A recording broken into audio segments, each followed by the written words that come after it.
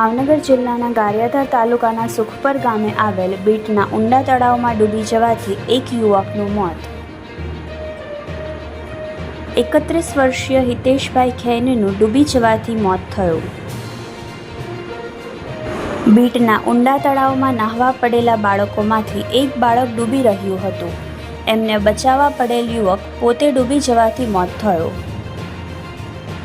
ડૂબતું બાળક તો બચી ગયું, પરંતુ બચાવનાર યુવક પોતે ડૂબી જતાં મોત નીપજ્યું। યુવકનો મૃતદેહ 108 મારફતે ગારિયાધાર સરકારી દવાખાને ખસેડવામાં આવ્યો। મૃતક યુવાન ગારિયાધાર તાલુકાના પરવડી ગામનો રહેવાસી હોય તેવું જાણવા મળ્યું। મૃતક યુવાનના પરિવારને જાણ કરતાં તેમના પરિવારમાં શોકનો માહોલ છવાયો। Reporter Ramesh Makwana, Yashvi Gujarat news, Gariadhar.